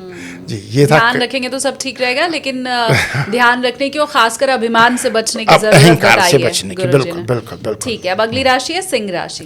सिंह राशि, बिल्कुल। देखिए, सिंह राशि से अगर देखा जाए तो गुरु जो प्रतिनिधित्व करते हैं पंचम भाव का और अष्टम भाव, दोनों के लिए प्रतिनिधित्व करते हैं। मतलब यहाँ का स्वामित्व है इनके पास। और इनकी राशि से द्वादश भाव यानी 12th हाउस में गुरु का गोचर हो रहा है। तो 12th तो ज्योतिष में कहते हैं भाई 6, 8, 12। तो 6, 8, 12 तो ऐसे भी माना जाता है भाई कि थोड़ा सा कष्टकारी है। हाँ। तो अब इनके लिए जो ये हो रहा है, तो इसमें क्या होगा, देखिए सुनने में नेगेटिव है, लेकिन इसके लिए पॉजिटिव क्या, आध्यात्मिक उन्नति का समय है। क्यों? क्योंकि गुरु कहीं ना कहीं अष्टम भाव का प्रतिनिधित्व भी कर रहे हैं, है ना। तो इनके लिए रहेगा कि आध्यात्मिक उन्नति हो सकती है। और ऐसे समय पर अगर ये थोड़ा सा इंट्रोवर्ड होकर के रहते हैं ना, बहुत ज़्यादा, आज हमने बोला भी था कि गुरु को ख़राब करने का एक तरीका ये भी है कि आप बेवजह में बहुत ज़्यादा बोलो। हाँ। तो थोड़ा सा अगर इस टाइम पर ये शांत रहेंगे तो इससे भी इनका गुरु इंक्रीज होगा और उसका इनको बेनिफिट मिलेगा, है ना। और दूसरा, ये जो समय है, ये जैसे अगर इससे पहले से कोई मानसिक तनाव या अशांति थी मन के भीतर, तो सिंह राशि वालों को यहाँ पे थोड़ा सा रिलैक्स मिलेगा। और अगर कोई ऐसा बिजनेस है जिसमें आपका बाहर से डीलिंग होता है, तो वहाँ पर आपके लिए अच्छी स्थिति बन सकती है। या कोई बाहर आप बिजनेस करते थे, पैसा रुका हुआ है, तो वो पैसा गुरु के इस गोचर में आपको मिलने की संभावना, इंपोर्ट एक्सपोर्ट वाले फायदे में रहेंगे। मतलब जो भी होता है ना, कई बार आपने भेजा, वहाँ ब्लॉक हो गया, कंसाइनमेंट, आपका पेमेंट नहीं आई या कोई बात हो गई, तो ये गोचर जो है सिंह राशि वालों के लिए वहाँ से रिलीज दे सकता है। इंपोर्ट एक्सपोर्ट वाले वैसे ही अभी बड़ा परेशान है, हॉर्मोज बंद होने के हाँ, चलते। हाँ, बिल्कुल तो बिल्कुल, मैं बिल्कुल। समझ सकती हूँ कि शायद आगे रिलीफ हाँ, बिल्कुल बिल्कुल बिल्कुल बिल्कुल, ये हो सकता है, इसमें कोई दो राय की बात नहीं है। ठीक है। घरेलू सुख शांति थोड़ी सी बढ़ेगी। और क्योंकि देखिए, गुरु यहाँ पे द्वादश कर्क राशि में है। अब द्वादश भाव ना केवल नेगेटिव नहीं है, धार्मिक खर्चों का भी भाव है। तो हो सकता है आप कोई कार्यक्रम करें, कोई पूजा पाठ करवाएं जिसमें आपके एक्सपेंस हो, और करवाने चाहिए। इस एक्सपेंस को कभी भी बुरा नहीं। सुंदरकांड का पाठ हो रहा है, हाँ, माता का बिल्कुल जगराता बिल्कुल हो बिल्कुल रहा है। बिल्कुल बिल्कुल, ये सब चीज़ें अगर कराते हैं तो कहीं ना कहीं इनको अच्छा रहेगा। और एक चीज़ और आती है, वो मैंने अभी थोड़ा सा हल्का सा ये राशि पे हल्का सा पॉज लेना पड़ेगा, लेकिन एक इम्पोर्टेंट पॉइंट आया मेरे दिमाग में। हाँ। इसमें क्योंकि गुरु द्वादश में है, तो ऐसे में ना आपको अपना हेल्थ चेकअप करवाना चाहिए। हेल्थ चेकअप क्यों? क्योंकि ज्योतिष में ना एक शब्द है कि ग्रह जो चाहते हैं ना, वो आप या तो अच्छे रास्ते से कर दो, नहीं तो वो कान पकड़ के कराएंगे। द्वादश में तो स्वास्थ्य के लिए थोड़ा सा खर्च कर दो, घूम आओ हॉस्पिटल जा कर के, अपनी जांचें करा लो। हाँ। अपने फैमिली डॉक्टर से बोलो भाई मेरा टेस्ट करा दे। हॉस्पिटल में गए, थोड़ा सा वेटिंग एरिया में बैठा, वहाँ की कैंटीन से कुछ खा लो, थोड़ा सा वहाँ का जल ले लो, पी लो। तो ये ना कहीं उस चीज़ को पूरा करता है कि ये गोचर स्वास्थ्य के लिए थोड़ा सा है ऐसा। तो अगर ये पैटर्न फॉलो कर लेंगे ना, तो ये बाईपास वाला तरीका है जो आपके व्यूअर को बता रहा हूँ, है ना, ये बाईपास का तरीका। मतलब स्वास्थ्य के निमित्त धन खर्च होना है, बेहतर है कि जाके खुद ही अपना टेस्ट करा लीजिए। हाँ, नहीं तो ऐसा नहीं हो कि कोई बीमारी हो जाए फिर जाना पड़े। और इसमें एक चीज करना, आजकल मैक्सिमम लोगों के पास हेल्थ इंश्योरेंस होता है। जो खर्च किया ना, क्लेम मत कर लेना, है ना। जो खर्च, भाई मेरा भी फुल बॉडी चेकअप क्योंकि आपको मिलता ही है, मिलता है। हाँ, हाँ, तो आपने सोचा, आचार्य जी ने कहा चलो करा लो और उधर से क्लेम कर लो। वो क्लेम नहीं, छोड़ना सीखो, है ना, कुछ अपने पास है वो छोड़ना सीखो। एक छोटा सा टॉपिक और ले लूँ फिर राशिफल बढ़ते हैं। हाँ। कई बार आपने देखा होगा ना, पति पत्नी के भीतर विवाद की स्थितियां बढ़ जाती हैं। हमें लगता है कि भाई अब अगर इंटरफेयर नहीं हुआ ना तो ये कोर्ट केस में भी जा सकता है मैटर। तो हम उनको क्या बोलते हैं, ऑलरेडी वो मैरिड है, समझा के काउंसलिंग। और ऐसा एक केस हुआ अभी रिसेंट, करीबन मुझे लगता है 7-8 महीने पहले की बात है। हमने दोनों की काउंसलिंग की। हमने कहा आप एक काम करो, आप जाके ना एक बार दोनों कोर्ट मैरिज कर लो, कर तो लो सही। कह रहे हमारी मैरिज तो हो चुकी है, हम क्या करें। मैं कह रहे भाई चले तो जाओ सही, कर तो लो। कर लिया जी उन्होंने। अब वो जो लीगल लिटिगेशंस और कागजी कार्रवाई और होना था ना, वो योग पूरा हो गया। अच्छा, उसके बाद कहीं ना कहीं उनके संबंध भी इंप्रूव होने लगे। देखो, बाईपास के तरीके ये होते हैं। मतलब वो जो कागजी कार्रवाई शायद कोर्ट में तलाक में होती, वो आपने विवाह दोबारा करवा के पूरी करवा दी, क्योंकि उसमें भी बड़ा आपको लॉयर भी चाहिए। हाँ। आप कागज भी बनवाने होंगे, सिग्नेचर भी होगा। हाँ। गवाह भी चाहिए। यही मैं आपको कहता हूँ, ज्योतिष को हमको ना आज के तरीके से लेकर चलना होगा। और जो ये होता है ना कि आप अपनी डेट ऑफ बर्थ दो और पंडित जी ये बता देंगे वो बता देंगे, दे आर मेकिंग फूल। वो जितने भी हैं ना, ये बेवकूफ़ बना रहे हैं। और जब तक आप ज्योतिष को मैजिक समझोगे, आपको ना तो अच्छा मेंटोर मिलेगा, ना आपको अच्छा गाइडेंस मिलेगा। और अच्छा गाइडेंस भी किस्मत से मिलता है। ठीक बात, एकदम सही बात। तो ये मैंने ये क्वेश्चन आ गया ना, तो मैंने बताया आपको कि बाईपास हम कैसे बड़े सिंपल तरीके से भी करते हैं। हमें आज अच्छा गाइडेंस मिला हुआ है। 5 राशि हम समझ चुके हैं। अब आगे हम बढ़ते हैं कन्या राशि। कन्या की तरफ, बिल्कुल। मैं देख रहा हूँ, मेरे सामने चार्ट लगा हुआ है। कन्या राशि के लिए गुरु चतुर्थ भाव और सप्तम भाव दोनों का प्रतिनिधित्व करते हैं। और गुरु का गोचर एकादश भाव कर्क राशि, क्योंकि उसी में गोचर होगा, लेकिन कर्क राशि इनके एकादश भाव में आती है। तो अब यहाँ पर आने से क्या होगा, जो सप्तम में शनि महाराज बैठे थे ना, कन्या लग्न वालों के, क्योंकि मीन राशि में चल रहे, यहाँ बैठकर जो टेंशन क्रिएट कर रहे थे ना, उस टेंशन में थोड़ी सी कमी आएगी। क्योंकि यहाँ कन्या राशि के लिए एकादश भाव में गुरु बैठ करके उनकी दृष्टि जो है सप्तम भाव शनि पर पड़ेगी। तो जीवन साथी के साथ या पार्टनरशिप में जो भी कन्फ्लिक्ट चल रहे थे, वो इस अवधि में कहीं ना कहीं कंट्रोल होने की पोजीशन बनेगी। तो एक तो ये अच्छा हो जाएगा, है ना। और इस गोचर का प्रभाव ये भी होगा कि आपके इनके जो जीवन साथी, क्योंकि 7वें घर पर सीधे सीधे प्रभाव है, तो जीवन साथी के करियर में उन्नति या फिर आपको जीवन साथी के माध्यम से लाभ, ये दोनों चीजें कन्या राशि वाली को मिलने वाली है। लेकिन इसके साथ कुछ सावधानी भी है ना। अब डरे ना, वो सावधानियां जनरल है। हाँ। देखो, शनि यहाँ पर, क्योंकि कन्या राशि में गुरुदेव जो है 7वें घर का भी प्रतिनिधित्व करते हैं। 7वां मारक भी है, मारक माना गया है ना 7वां, तो वहां पे मारक भी है। तो यहाँ पर अगर कोई पहले से बीमारी चल रही है तो उसमें थोड़ा सा उतार चढ़ाव आ सकता है। नियमित दवाइयाँ जो ले रहे हैं उनमें दवाइयों की डोज इधर उधर हो सकती है। कुल मिलाकर सेहत की अनदेखी नहीं करनी है। बस ये है कन्या राशि वालों के लिए। अब तुला राशि, तुला राशि के लिए बिल्कुल बिल्कुल। तुला राशि वालों के साथ एक बात ये होती है ना, पूरी लाइफ ये बैलेंस ही बनाते रहते हैं। तराजू है इसलिए। ये इनका, जैसे कहते हैं ना कि अगर कहीं मीडिएशन करना हो ना, इनको पकड़ के ले जाओ। अच्छा, ये बैलेंस करवा देंगे। झगड़ा छुड़ाने में बहुत तेज होते हैं। जज फिर तो सारे तुला राशि वाले नहीं, जज के लिए ना, देखिए, जज हो गए, लेखक हो गए, टीचर हो गए, आध्यात्मिक गुरु हो गए, ज्योतिषी हो गए, ये मोस्टली गुरु और बुध के लग्न में ज़्यादा होते हैं। मतलब जो ज्योतिषी भी होगा ना, तो कहीं ना कहीं मीन, धनु, है ना, कन्या, इनमें से ज़्यादा होंगे। अच्छा, हाँ, जज भी, जुडिशरी सर्विस भी इन्हीं में आती है। तो अब हम बात अगर तुला की करें तो तुला के लिए गुरु महाराज 6ठे घर का भी प्रतिनिधित्व करते हैं और 3rd हाउस का भी प्रतिनिधित्व करते हैं, यानी ये तीनों घर करते हैं। और दशम भाव यानी कर्क राशि में गुरु महाराज उच्च राशि के हो रहे हैं। अब इसका जो पॉजिटिव इम्पैक्ट है वो ये है कि इकोनॉमिक कंडीशन इंप्रूव होगी, क्योंकि गुरु महाराज यहाँ कर्क राशि में आए हैं, तो यहाँ से आपके धन भाव को भी देख रहे हैं। तो गुरु की दृष्टि में अमृत है, तो धन का आगमन कहीं ना कहीं बढ़ेगा, ये अच्छा है। और इसमें एक चीज और भी देखना होगा कि गुरु यहाँ पर ना, क्योंकि 7वीं दृष्टि 4थे घर पे है, तो उनकी जो 9वीं दृष्टि वो 6ठे घर पर भी आ रही है ना। तो 6ठे भाव पे दृष्टि से नेगेटिव कुछ नहीं होगा, बल्कि जो नौकरी में दिक्कतें आ रही थी, करियर में प्रॉब्लम आ रही थी, उसका सॉल्यूशन मिलेगा। बॉस से नहीं बन रहा जी, रिकॉग्नाइज नहीं हो रहा हूँ मैं, मेहनत बहुत कर रहा हूँ, बेनिफिट नहीं मिल रहा, अब गुरु की दृष्टि वहाँ पर चीज़ें ठीक करेगी। ऑफिस का एटमॉस्फेयर अच्छा नहीं था जी, वो चीज़ें यहाँ पर कहीं ना कहीं इम्प्रूव होंगी, है ना। और जो ऐसे लोग होंगे जो इस तरीके की प्रोफेशन में होंगे, लाइक जैसे हम बोलें एडवोकेट्स, है ना, तो उनको भी इसका बेनिफिट मिलेगा, इसका अच्छा बेनिफिट मिलेगा। जो लोग प्रोफेशनल्स हैं, किसी भी तरीके की कंसल्टेंट है, आईटी कंसल्टेंट है, या जो भी हैं ऐसा व्यवसाय करते कंसल्टेंसी का, उनको बेनिफिट मिलेगा। खिलाड़ियों के लिए अच्छा रहेगा, क्योंकि खिलाड़ियों के लिए छठा घर भी बहुत इंपॉर्टेंट होता है, वहाँ उनका प्रदर्शन बहुत अच्छा होगा।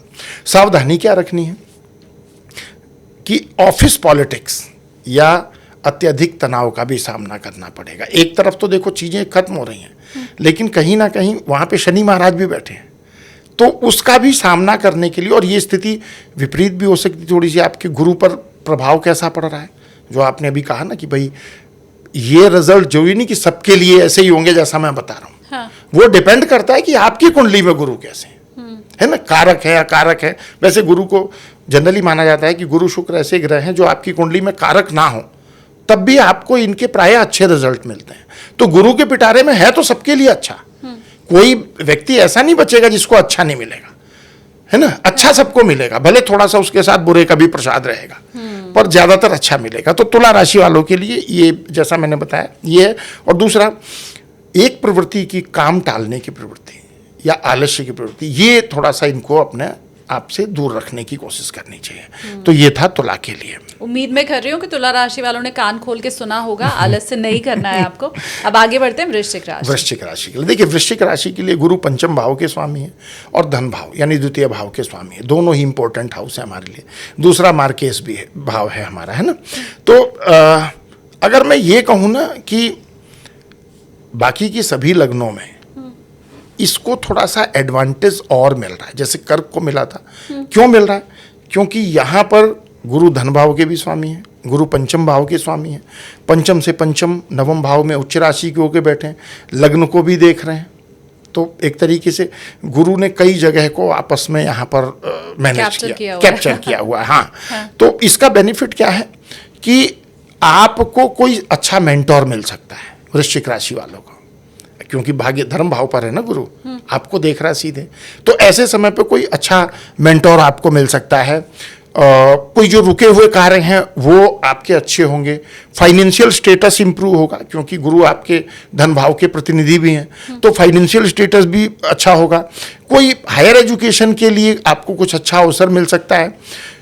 आपकी संतान, उससे आपको मदद मिल सकती है। आप कहेंगे संतान तो उसका पालन पोषण तो हम ही करते, मदद कैसे मिलेगी?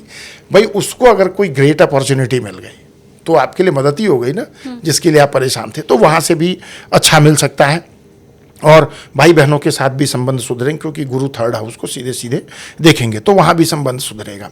लेकिन इसके साथ ना देखो, लग्न में जल तत्व की राशि, गुरु जल तत्व राशि कर्क में, दृष्टि जल तत्व राशि पर ऊपर पड़ रही है, फैट इंक्रीज हो सकता है। वैसे भी 4, 8, 12 वाले ना मोटे जल्दी होते हैं। अच्छा। हाँ, जैसे अब मेरा 12 है, तो 12 मीन का है। मीन वालों का शरीर भले फिट दिखेगा, लेकिन पेट जरूर थोड़ा सा निकला रहेगा।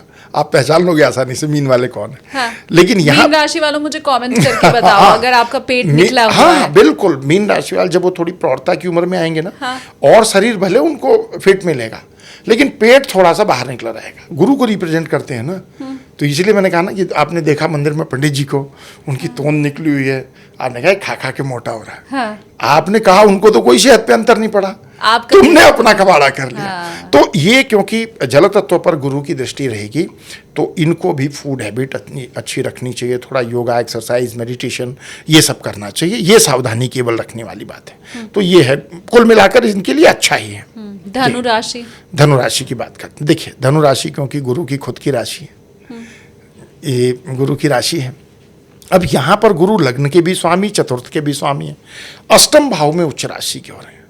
अष्टम भाव क्या है? अष्टम भाव आपका ससुराल है। अष्टम भाव मतलब अकल्ट साइंस के लिए भी, गूढ़ ज्ञान प्राप्त करने के लिए है। तो इसका बेनिफिट क्या रहेगा कि जैसे कहते हैं ना धनु, और दूसरा अष्टम भाव कहीं ना आपकी नई पहचान भी क्रिएट करता है ना, एक नए परिवर्तन का भी सूचक है। तो इसमें अगर हम कहें तो यहाँ पर कुछ नया करने की प्रवृत्ति आएगी। पहचान तो तभी बदलेगी ना, कुछ नया करेंगे। मैं एस्ट्रोलॉजर हूँ, हालांकि ऐसा होना नहीं है, समझाने के लिए कह रहा हूँ। कल को पता लगा आपकी मैं तो आईटी प्रोफेशनल हो गया तो एकदम डोमेन चेंज हो गया ना सारा। हाँ। तो कुछ नया ऐसा हम कर सकते हैं जो हमारी आइडेंटिटी के इतर हो, तो वो उसकी शुरुआत हो सकती है इस समय पर, है ना।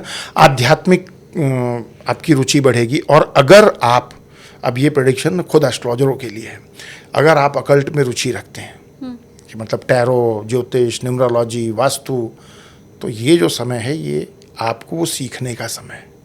ये ज्योतिषियों के लिए भी प्रेडिक्शन है कि अगर आप सीखना चाहते हो और खासकर आपकी धनु राशि है तो आपको ये समय रिसीव करने का है। अच्छा मेंटोर मिल जाएगा और आपको ये विद्याएं आएंगी। तो ये एक चीज़ अच्छी है। दूसरा, अब कहीं ना कहीं धनु राशि वालों के ना चौथे घर में शनि महाराज बैठे हुए हैं पहले से ही। अच्छा, शनि की चतुर्थ भावगत स्थिति ना कभी ज्योतिष में बहुत अच्छी नहीं मानी गई। यहां तक कि अगर शनि शस महापुरुष योग बना रहा हो, हाँ। तब भी शनि अगर चौथे से दूर है तो अच्छा है।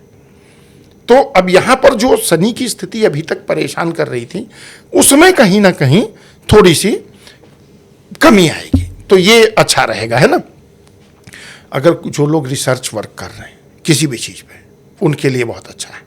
पीएचडी कर रहे हैं, किसी चीज़ पर शोध कर रहे हैं, रिसर्च कर रहे हैं, उनके लिए समय बहुत अच्छा रहेगा। मानसिक शांति मिलेगी। और घरेलू जीवन जो है हमारा, वहाँ भी कहीं ना कहीं संबंध अच्छे हों। खास करके अगर मैं कहूँ तो आपकी ससुराल से अगर कुछ उल्टा सीधा चल रहा था, होता है जीवन में, है ना। ये एक एस्ट्रोलॉजर होने के नाते बहुत से लोग जब कंसल्टेशन लेने आते हैं तो मैंने ये देखा कि जो कहते हैं ना भाई, कोई तन दुखी कोई मन दुखी कोई धन बिन रहा तो दास, तो उसमें ससुराल पक्ष से भी दुखी बहुत लोग होते हैं। क्योंकि दो लोग आपस में मिलते हैं ना, उन दोनों को मिलाने वाले जो पुरुष स्त्री होते हैं, तो तुम्हारे यहाँ ये नहीं, तुम्हारे यहाँ ये नहीं, हाँ, तो ये थोड़ा सा रहता है। संस्कार अलग है, बात अलग है। तो वहां पर चीजें कहीं ना कहीं अच्छी होंगी, तो ये बढ़िया है। अब लेकिन कुछ सावधानी क्या है, धन के लिए अच्छा है लेकिन व्यय के लिए भी अच्छा है, खर्चे भी बढ़ेंगे, तो थोड़े से खर्चों को हमें कहीं ना कहीं कंट्रोल करके रखना है। ठीक है। जो आगामी फाइनेंशियल साइकिल है ना आपकी, वो पहले से प्रिपेयर करके रखें। जो नेसेसिटी है मैं वही खर्च करूंगा। ये धनु राशि वालों के लिए स्पेशल टिप्स है। तो इस तरीके से धनु राशि के लिए है। फिजूल खर्च से आपको बचना है, धन हालांकि मिलता रहेगा। जी जी। अब मकर राशि। मकर राशि के लिए देखिए, गुरु द्वादश भाव के स्वामी है और गुरु यहाँ पर तृतीय भाव के स्वामी हैं। सामान्य रूप से ज्योतिष मतलब जो लोग जानते हैं थोड़ा सा बेसिक, तो कहेंगे जी दोनों का अच्छा रिप्रेजेंटेशन नहीं है ना। लेकिन इसके कुछ पॉजिटिव भी प्रभाव होते हैं, है ना। यहाँ पर रह करके गुरु कहीं ना कहीं जो गुरु का प्रभाव रहेगा ना, वो देखिए एक तो 11वें भाव पर जाएगी दृष्टि उनकी, है ना। और साथ में तीसरे भाव पर भी गुरु की दृष्टि जाएगी। जब सप्तम में बैठेंगे तो 5वीं दृष्टि 11वें पे गई और जो 9वीं दृष्टि है वो तीसरे भाव पर गई। अब ये जो दोनों हाउस एक्टिव होंगे ना, तो रिलोकेशन हो सकता है। आप जैसे सपोज करो आप बेंगलोर में जॉब कर रहे हो, आपको अपॉर्चुनिटी गुरुग्राम की मिल गई, यानी रीलोकेशन की स्थिति बन सकती है। तो ये इनके लिए है। दूसरा, इसमें क्या रहेगा कि जब ये स्थिति बनेगी ना, तो अगर आप विदेश से कोई काम कर रहे हैं या विदेश यात्रा करना चाहते हैं, तो वहाँ पर आपके लिए चीज़ें ठीक होंगी। जो आपके पार्टनर होंगे, बिजनेस पार्टनर होंगे, उनसे भी आपको अब लगेगा कि भाई सिचुएशन कंफर्ट हो रही, क्योंकि सप्तम भाव साझेदारी का भी है। गुरु यहाँ पे उच्च राशि में है। बिजनेस अगर आपका पार्टनरशिप का है तो पार्टनर के साथ संबंध अच्छे होंगे और पार्टनरशिप के बिजनेस में हमको कहीं ना कहीं ग्रोथ मिलेगा, अच्छा मिलेगा, है ना। तो ये तो इसके पॉजिटिव हैं। अब नेगेटिव भी है, क्योंकि धनु राशि 12th हाउस में, 12th house hospital, expense, court कचहरी, तो स्वास्थ्य का ध्यान रखना है। इन लोगों को भी चाहिए कि एक बार हॉस्पिटल विजिट करें, जा करके इस बीच में जा सकते हैं तो अपना चेकअप कराएं, थोड़ी देर वहाँ समय बिताएं, चले आएँ, ताकि एक आपने अब गुरुदेव से एक पैकेज ले लिया, भाई ठीक रखना है ना। तो ये है मकर राशि। कमाल का ये उपाय आपका आज के पॉडकास्ट में मुझे लगा। अगर व्यूअर को भी मैं कहूंगी, आपको भी ये बहुत बेहतरीन लगा। ये बाईपास करने का एक तरीका आपको गुरुजी ने बताया। हमें फॉलो करने। कमेंट सेक्शन में मुझे जरूर बताइए, और मैं चाहती हूँ कि आप गुरुजी को थैंक यू बोलें इसके लिए। आगे बढ़ते हैं। आप कुंभ राशि। कुंभ राशि के देखिए, कुंभ राशि के लिए गुरु लाभ भाव के भी स्वामी हैं, जैसा चार्ट में देख रहा हूँ धन भाव के भी स्वामी हैं। तो यहाँ पर क्या है कि गुरु का प्रभाव, क्योंकि गुरु छठे घर में, कर्क राशि में छठे घर में उच्च राशि के हो रहे हैं, तो ये मतलब कहीं ना कहीं अगर हम देखें तो इनके लिए धन भाव के स्वामी हैं, तो धन भाव पर वापस दृष्टि से, क्योंकि सातवीं दृष्टि इनकी ना धन भाव पर ही चली जाएगी, तो वहाँ पे इनके लिए अच्छा रहेगा, एक बेनिफिट इनको मिलेगा।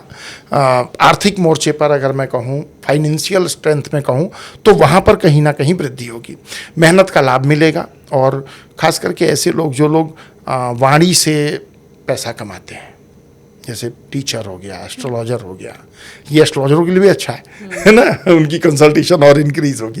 तो वहाँ पर इनको कुंभ राशि वालों के लिए अच्छा है। या ये मतलब ये नहीं कहूँगा एस्ट्रोलॉजर के लिए, जो भी लोग ऐसे हैं जो कंसल्टेंसी का काम करते हैं, डॉक्टर भी कंसल्टेंट है, एडवोकेट भी कंसल्टेंट है, कोई IT प्रोफेशनल है, किसी प्रोजेक्ट पे वो कंसल्टेशन दे रहे हैं, जो लोग भी कंसल्टेशन में है, बिजनेस कंसल्टेंट हैं, तो उन लोगों को इसका बेनिफिट मिलेगा। अगर कुंभ राशि से हैं तो ये गोचर उनके लिए बहुत अच्छा है। अब यहाँ पर क्योंकि गुरु छठे घर में उच्च राशि की ओर हैं, तो कुछ जो जैसे पहले की बीमारियाँ चली आ रही हैं, शुगर हो गया है या फैटी लीवर हो गया, तो यहाँ थोड़ा सा ध्यान देना होगा, इसमें थोड़ी सी दिक्कत हो सकती है। तो इनको लिए भी एडवाइस यही रहेगी कि भाई पहले ही चेक करा लो, थोड़ा सा इस तरीके से कर लो कि कुछ मेडिकल एक्सपेंसेस आपके हो जाएं इस तरीके से। तो ये ध्यान रखेंगे तो बाकी सारा कुछ ठीक है, इनके लिए कोई दिक्कत की बात नहीं है। ठीक है। अब अंतिम राशि है मीन राशि। मीन राशि है। देखिए, मीन राशि के लिए अगर कहें तो क्योंकि गुरु की खुद की अपनी राशि है, और गुरु यहाँ पर कर्म स्थान के भी स्वामी हैं, और राशि स्वामी तो हैं ही, साथ में पंचम भाव बहुत महत्वपूर्ण भाव है। अच्छा, पंचम भाव से ना एक बात याद आई, आप कुंडली के ना हर भावों में ईश्वरीय कृपा प्राप्त कर सकते हैं, पंचम भाव में नहीं। यह आपके व्यूअर के लिए एक नई नॉलेज है, क्योंकि पंचम भाव ना पितरों के अधीन ज़्यादा आता है।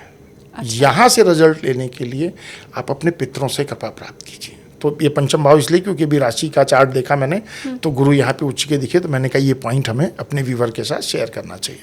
अब मीन लग्न की अगर बात करें तो देखिए, कहीं ना कहीं लग्न के स्वामी भी बन गए, यहाँ पे राशि स्वामी भी हो गए, सीधे 5वें घर में उच्च राशि के हो रहे हैं। तो इसका उच्च का होना कहीं ना कहीं आपके लिए ना इनोवेटिव आइडियाज़ क्रिएट करेगा, स्टडी में आपको बेनिफिट मिलेगा, है ना।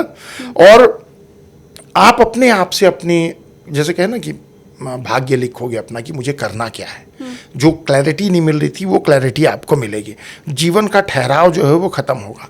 और दूसरा, क्योंकि जिनके संतान नहीं हो रही है, मेडिकल रिपोर्ट्स भी नॉर्मल है, सब कुछ ठीक है, ये गोल्डन टाइम होगा 2 जून से 31 अक्टूबर कंसीविंग का, खास करके मीन लग्न या राशि वालों के लिए। अगर गुरु की स्थिति ठीक है तो ये समय संतान प्राप्ति के लिए बहुत अच्छा है ना। कुछ धार्मिक यात्राएं हो सकती हैं, है ना। और अगर जो आप टीचर हैं तो आपका पढ़ाने में बहुत अच्छा मन लगेगा, स्टूडेंट को समझाएंगे बहुत अच्छी तरीके से, क्योंकि गुरु की स्थिति अच्छी आ रही है ना, तो आप वो चीज़ें देंगे भी, तो उनके लिए बहुत अच्छा है ये। मानसिक तनाव जो आपके मन पे है शनि के ट्रांजिट की वजह से, वो गुरु की ये स्थिति इम्प्रूव करेगी, तो वहाँ पे उनको कहीं ना कहीं इसका बेनिफिट मिलेगा।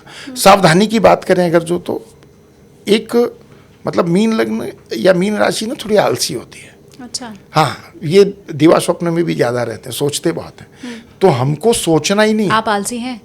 आप हैं? वो थोड़ा सा नैसर्गिक प्रभाव तो रहता है ना, वो थोड़ा नैसर्गिक प्रभाव होता है, काम टालने की आदत होती है ना, कि मतलब अब मैं बहुत सी बातें पॉडकास्ट के बाद आपको शेयर कर दूंगा, है ना।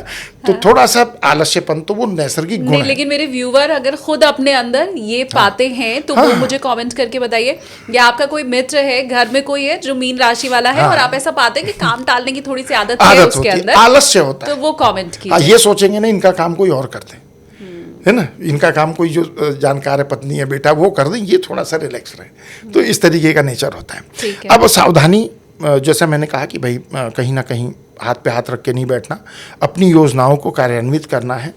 और अगर कोई ऐसा है ना आपके मन में कुछ सीखने का था, जैसे कई लोग होता है मुझे म्यूज़िक सीखना था, मुझे वायलिन सीखना था, मुझे बांसुरी सीखनी थी, ये वो सही समय है, सीख लो। ये जो 2-3 महीने का समय बड़ी आसानी से सीखोगे। तो ये इनके लिए एक पॉजिटिव टिप्स है। और आलस्य करके नहीं बैठना, ये उनके लिए एडवाइस है। अच्छा, ये जितने भी फल बताए हैं ना हमने, मेष से लेके मीन तक, हाँ। ये आपकी कुंडली की दशा, अंतर्दशा, गुरु की स्थिति और बाकी के अन्य ग्रहों का गुरु पर कैसा प्रभाव है उस पर भी डिपेंड करता है। लेकिन कहीं ना कहीं आप इसको रिलेट जरूर आपके व्यूअर कर पाएंगे। ये बहुत रिसर्च करके मैंने तैयार किया था। हाँ, और अगर आप वैसा कीजिए तो मुझे कमेंट में आप बताइएगा भी जरूर। बिल्कुल, बिल्कुल। गुरुजी ने आपको ये बात बताई कि बहुत रिसर्च करके उन्होंने ये बातें निकाली और फिर आपको बताई, तो मुझे लगता है वो जो मेहनत है उसका फिर सम्मान होना चाहिए। तो वो मैं चाहती हूँ कि कमेंट सेक्शन में हमें नजर भी आए, उससे हौसला भी बढ़ता है। और आप जब कमेंट हमें करते हैं तो हमें ये भी मालूम चलता है कि ज्योतिष से आपको बताई हुई जो बातें हैं वो कितनी सटीक बैठ रही हैं। तो इंतजार रहेगा आपके कमेंट का मुझे। और गुरुजी, आपने इतना समय हमें दिया।